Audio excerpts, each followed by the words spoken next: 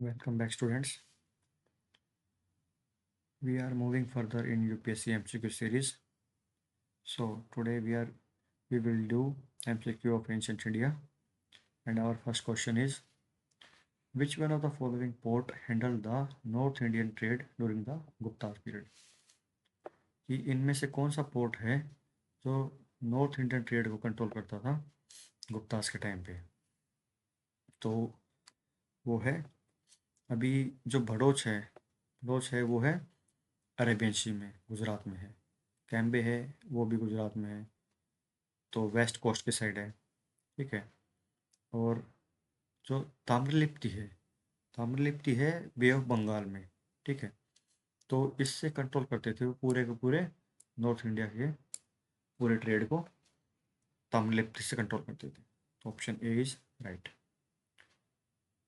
Next question is assertion reason question है। Aham the Aham and Puram poems of the Padinen Kilaknakku group formed a continuation of the Sangam composition.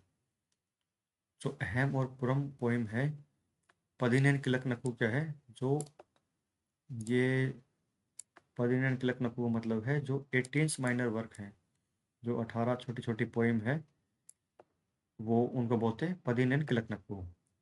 तो question क्या है? The Aham and Puram poem of Padinen Kilkanakku group form a continuation of Sangam composition. तो ये संगम composition जो है इन्हीं की आगे वाली पोइम है। ठीक है, ये क्वेश्चन इसका है असर्शन। अब संगम कंपोजिशन कौन कौन से थे? तो एंग्लो अडियाल का है शिल्पाधिकारम। तो ये कैसे याद रखा था मैंने कि शिल्पा बहुत ही अड़ियल है, तो एंग्लो अडियाल का शिल्पाधिकारम। नेक्स्ट है शीतले सतनार का है मणिमेखले। जो शीतले सतनार है उन्होंने मणिमेखले लिखी। तो मैं मैं ये बोलता था कि मणि है वो बहुत ही शीतल है, ठंडा है वो मणि। ठीक है। ऐसे करके मैंने जो संगम लिटरेचर है उनकी सारी जो टेक्स्ट वगैरह है, उनके ऑथर वगैरह है कौन है, वो सब मैंने याद रखा था। तो क्वेश्चन में ये पूछा गया है जो संगम कंपोजिशन है उससे आगे की पोइम कौन सी है? अहम और पुरम, उनके बाद की पोइम। ठीक है, ये असर्शन है। रीजन इसका क्या है? They were included under the post Sangam work as against the Sangam work proper. कि वो जो संगम वर्क है उनके बाद की पोस्ट संगम वर्क है ये अहम और पुरम। ठीक है। ये पदिनेन किलकनक्कू है ना, जो 18 माइनर वर्क है उनके बाद लिखी गई है। ठीक है। तो असर्शन का राइट रीजन है पोस्ट संगम पोइम है अहम और पुरम। ठीक है जी। तो option number A is okay. Next question है the emphasis of Jainism on non violence. कुछ मिस तो नहीं होगा? नहीं। The emphasis of Jainism on non violence prevents agriculturist from embracing Jainism. तो क्या है कि जो जैनिज्म का हिंसा पे, बहुत ज़्यादा अहिंसा पे फोकस करना, prevent agriculturist from the embracing Jainism. तो जो किसान वगैरह हैं उनको वो जैनिज्म क्यों नहीं फॉलो कर पाए? क्योंकि जैनिज्म के अंदर बहुत ज़्यादा नॉन वायलेंस है। वो बिल्कुल ही अहिंसा की बात करते हैं कि बिल्कुल ही आपको हिंसक नहीं होना और किसी छोटे छोटे जीव को भी नहीं मारना। क्योंकि जो उनका जो अणुव्रत वाला प्रिंसिपल है ना, कि हर चीज़ के अंदर जो एटम है उसके अंदर लाइफ है। ठीक है। तो वो फिलोसफी है जैनिज्म की, इसलिए किसान वगैरह उसको फॉलो नहीं कर पाए। ये असर्शन है। उसका रीज़न क्या है? Cultivation involve killing of insects and paste. जो कल्टीवेशन है फसल वगैरह की, जो कटाई है या जो पूरी फसल वगैरह बोते हैं उसके अंदर किसान क्या है इंसेक्टिसाइड छिड़कते हैं या पेस्टिसाइड छिड़कते हैं। उनके स्प्रे में बहुत ज़्यादा इंसेक्ट मरते हैं और पेस्ट वगैरह मरते हैं। तो जैनिज्म में इस चीज़ का क्या है, वो बहुत ज़्यादा एक्सट्रीमिटीज़ में चले गए। बुद्धिज़्म क्या है, मिडल पाथ फॉलो करता है, मध्यम मार्ग। बुद्धिज़्म मिडिल पाथ फॉलो करता है। और जैनिज्म क्या है जी? जैनिज्म फॉलो करता है जी, ये जैनिज्म है, ये है एक्सट्रीम में, बहुत ज़्यादा दुख को फॉलो करने वाला। ठीक है। और बुद्ध बुद्धिज़्म क्या है? बुद्धिज़्म फॉलो करता है मिडल पाथ को।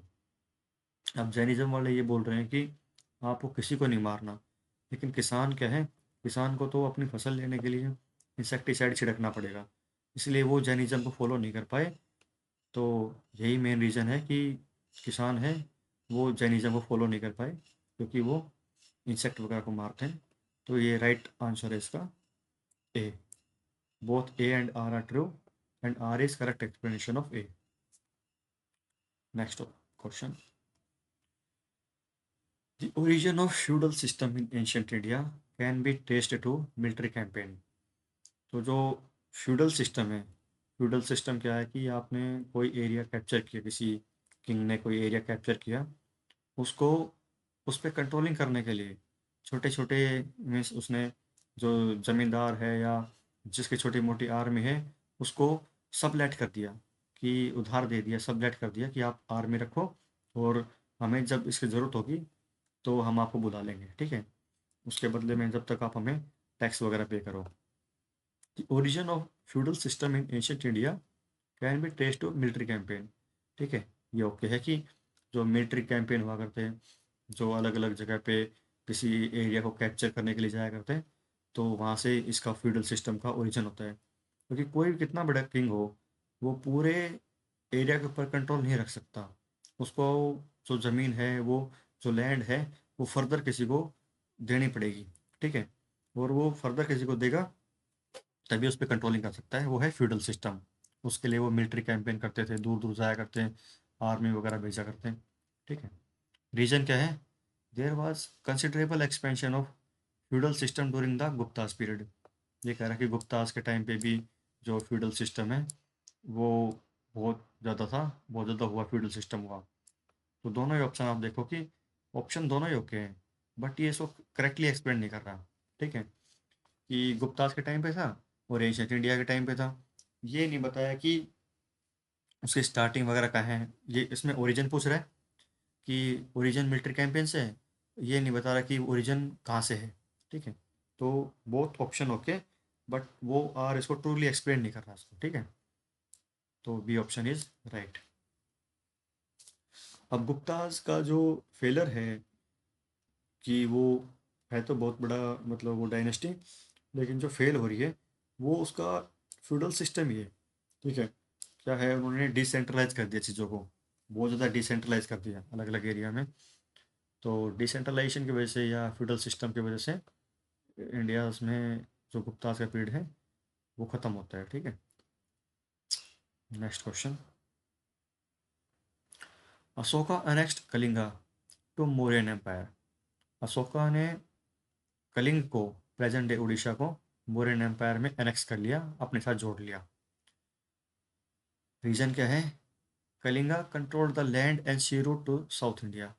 कलिंग, ये भी ठीक है, जो कलिंग है या जो कलिंगा है उड़ीसा से पूरे साउथ इंडिया के साथ ट्रेड हुआ करता। और ये अशोका है वो कहाँ पे है? अशोका है जी प्रेजेंट डे पाटलिपुत्र या जो पटना है या बिहार है वहाँ से है।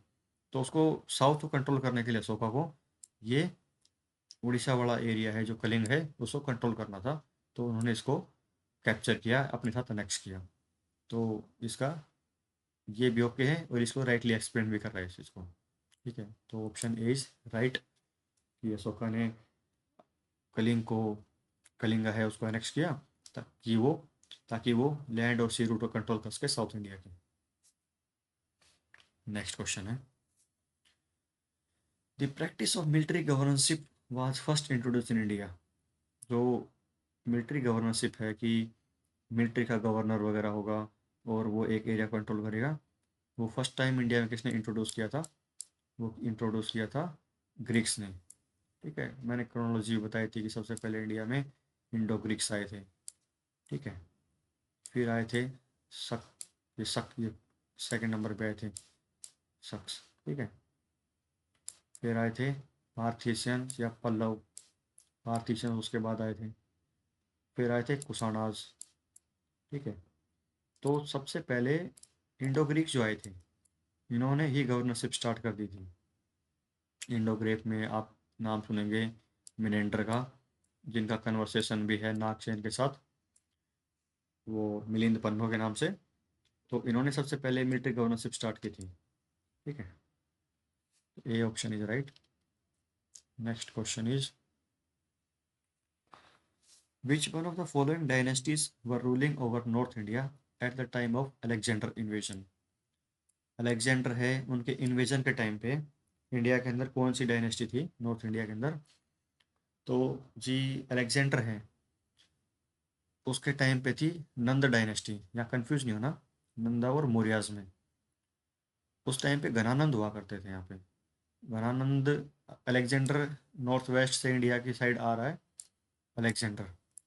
ठीक है, और इंडिया में है जी घनानंद, यहाँ पे पाटलिपुत्र में घनानंद है। ठीक है, घनानंद। अब घनानंद को आचार्य चाणक्य बोल रहे हैं कि नॉर्थ वेस्ट से अटैक होने वाला है, आप अपनी मिलिट्री कैंपेन स्ट्रॉन्ग करो और फोकस करो वार के ऊपर।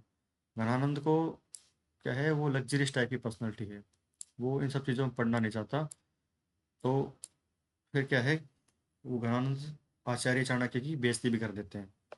उसके बाद वो बोलते हैं कि मैं जब तक अपनी शिखा नहीं बांधूंगा, जब तक कि मैं आपको हरा नहीं दूँ। तो और एक नए बच्चे को तैयार करता है चंद्रगुप्त मौर्य को, और उससे घनानंद को हरा देता है।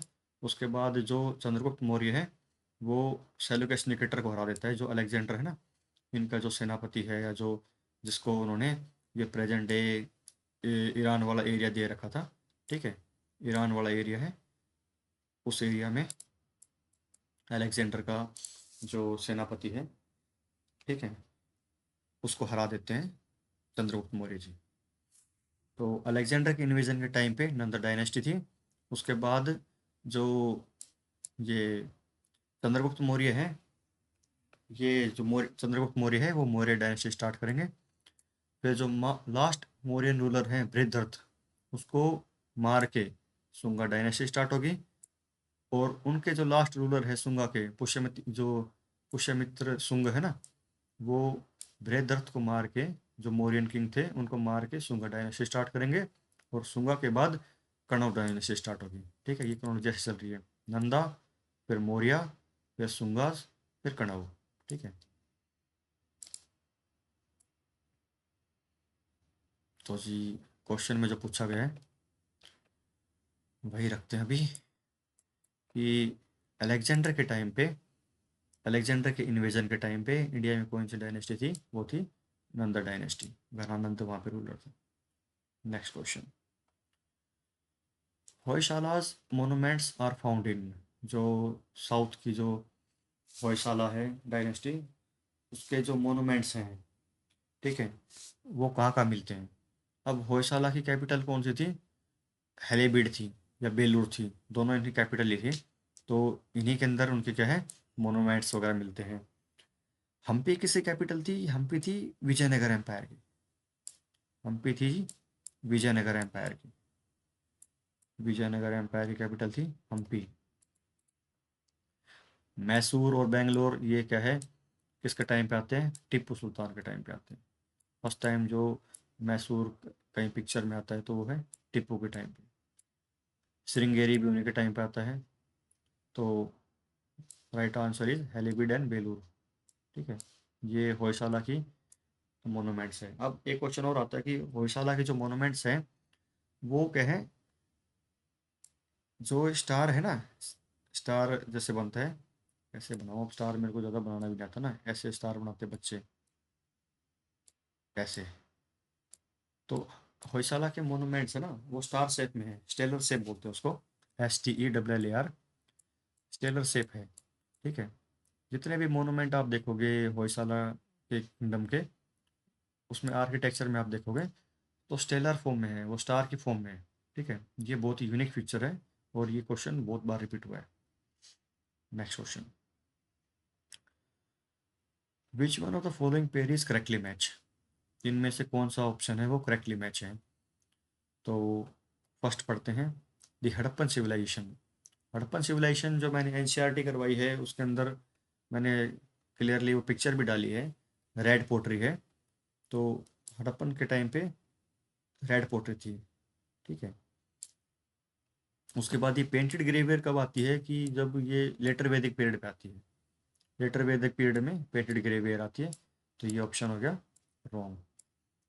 नेक्स्ट है Kushanas Gandhara school of art, इसको भी देखते हैं।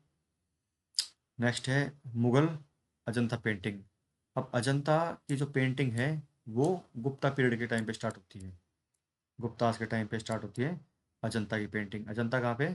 महाराष्ट्र में। ठीक है, अजंता और एलोरा और एलिफेंटा, तीनों की जो केव है वहाँ पे पेंटिंग वगैरह है। अजंता के अंदर आप देखेंगे तो बहुत ही बोधिसत्व पद्म पाणी की बहुत अच्छी पेंटिंग है। ठीक है, तो ये मुगल के टाइम पे नहीं है, ये किसके टाइम पे? गुप्तास के टाइम पे है, तो ये ऑप्शन भी गलत हो गया। नेक्स्ट है मराठास के टाइम पे पहाड़ी स्कूल ऑफ पेंटिंग है। जी नहीं, पहाड़ी स्कूल ऑफ पेंटिंग है मुगल टाइम पे है। पहाड़ी स्कूल ऑफ पेंटिंग कहाँ पे है जी? उत्तराखंड में है। और वहाँ पे जो क्या है, श्री कृष्ण भगवान की जो पेंटिंग वगैरह बना रखी है, जो पट हैं या कपड़ा है उसके ऊपर श्री कृष्ण भगवान की पेंटिंग वगैरह बना रखी है। मोस्टली वो श्री कृष्ण भगवान राधा की पेंटिंग है, आप जितने भी देखो ना, या वो भी नहीं, आप जितनी भी मधुबनी पेंटिंग देखोगे या जो जितनी भी आर्ट्स वगैरह देखोगे इंडिया में, मोस्टली पेंटिंग्स आपको श्री कृष्ण भगवान की मिलेंगी आपको। ठीक है, तो ये मराठा के टाइम पे नहीं है, ये मुगल्स के टाइम पे है। ठीक है जी, तो ये ऑप्शन भी गलत हो गया। नेक्स्ट है कुषाण। कुषाण, कुषाण कौन? कनिष्क। कनिष्क के टाइम पे गंधार स्कूल ऑफ आर्ट है, बिल्कुल है जी, कनिष्क के टाइम पे। क्योंकि कनिष्क की जो मूर्ति है, जो कनिष्क की जो आइडल है, वो मथुरा में है रेड कलर में, और जो गंधार आर्ट में है, गंधार का आर्ट में वो ग्रीन कलर में है। ठीक है, तो गंधार आर्ट है, गंधार स्कूल ऑफ आर्ट है, वो कुषाण, कुषाणा के टाइम है, कुषाणास के टाइम पे। तो right option is B. Next question, Harshavardhana convened the Prayag assembly. Harshavardhana है जो 650 एडी में जो रूल कर रहे थे, 650 एडी से, और ये इनका 50 ईयर्स का रूल है। ठीक है, कन्वीन्ड द प्रयाग असेंबली, उन्होंने प्रयाग असेंबली को कन्वीन किया।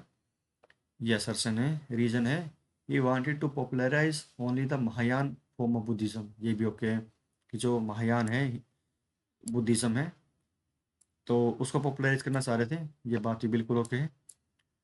अब ये बात ही बिल्कुल हो गई, Harshvardhan convene the Prayag assembly, उन्होंने प्रयाग असेंबली करी थी। पर इन दोनों में क्या रिलेवेंस है? प्रयाग असेंबली के अंदर उन्होंने महायान को प्रमोट नहीं किया था, महायान को उन्होंने प्रमोट किया था जी कन्नौज असेंबली में। कन्नौज के एड प्लान ए यू जी, कन्नौज असेंबली के अंदर उन्होंने कि महायान को प्रोपेगेट करने के लिए या उसको आगे फैलाने के लिए कन्नौज असेंबली की थी। प्रयाग असेंबली में वो उन्होंने खुद के लिए की थी। ठीक है, खुद को पॉपुलराइज करने के लिए उन्होंने प्रयाग असेंबली की थी। तो ऑप्शन दोनों के हैं, उन्होंने प्रयाग असेंबली करी और उन्होंने महायान, महायान बुद्धिज्म है उसको पॉपुलराइज भी करना चाहा। ऑप्शन दोनों के, बट ये इसको राइटली एक्सप्लेन नहीं कर रहा, तो बी ऑप्शन इज राइट। अब हर्षवर्धन है, हर्षवर्धन के बारे में बता देता हूँ मैं आपको कि इनके जो बड़े भाई थे राज्यवर्धन, और इनकी जो सिस्टर थी राजश्री, उनको कैप्चर कर लिया था कन्नौज के किंग ने, या गोड गोड किंग है ना बंगाल के, शशांक, उन्होंने कैप्चर कर लिया था। ठीक है, और इनके भाई को तो इन्होंने मार दिया, राजवर्धन को। उसके बाद ये बहुत छोटी सी एज में थानेसर में इनका जो, मतलब कि इनको किंग बनाया जाता है, और उसके बाद वो शशांक को मार देते हैं। ठीक है, अब शशांक को इन्होंने मार दिया, फिर अब ये हारते किससे हैं? ये हारते हैं जी चालुक्यन किंग है पुलकेशिन, उनसे ये वॉर हार जाते हैं नर्मदा रिवर के फ्रंट पे, ये उनसे हार जाते हैं। ठीक है, तो इनका साउथ एक्सपीडिशन वहाँ एंड कर जाते हैं।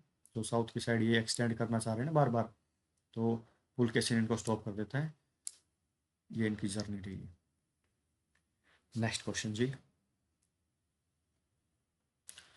विच one of the Cholas king conquered Ceylon. Ceylon क्या है? प्रेजेंट है श्रीलंका। तो इनमें से कौन से चोला किंग ने श्रीलंका पे कब्जा किया या उसको एक्सपीडिशन में उसको जीता? तो वो है राजेंद्र। तो राजेंद्र है और उन्होंने फुल्ली कैप्चर किया था सिलोन, श्रीलंका को। अभी चोलास के पास जो उस टाइम की सबसे बेस्ट नेवल आर्मी थी, और वो उनके एक्सपीडिशन आप देखोगे तो पूरे जो ईस्ट है, जो इंडोनेशिया के जो आइलैंड वगैरह है, वहाँ तक उनका एक्सपीडिशन है। मतलब अंकोर वाट के टेम्पल है, सूर्यवर्मन के जो टेम्पल हैं, वहाँ तक उनका एक्सपीडिशन है। तो कितने आप देखो आगे तक वो गए हैं। तो ये आगे तक आप समुद्र के अंदर कैसे जाओगे, सी के अंदर कैसे ट्रैवल करोगे इतनी दूर तक, जब तक आपकी नेवल आर्मी बहुत स्ट्रॉन्ग ना हो। ठीक है। तो चोलास के ये बोलते हैं कि चोलास की नेवल आर्मी बहुत स्ट्रॉन्ग थी। जो साउथ के तीन डायनेस्टी थी ना, कि चेराज और चोलाज और नीचे वाली पांड्याज, ये चेराज, ये चोलाज, ये पांड्याज। ठीक है, इन तीनों में चोलाज बहुत ही स्ट्रॉन्ग थे। ठीक है। पांड्या की कैपिटल मदुरई थी। ठीक है। तो मदुरई का पीछे वाला क्वेश्चन भी था एक पीछे उसमें। ठीक है जी। Next question. Next question, I think 10 question हो चुके हैं। ठीक है जी। नेक्स्ट वीडियो में आगे 10 क्वेश्चन करते हैं। Thank you.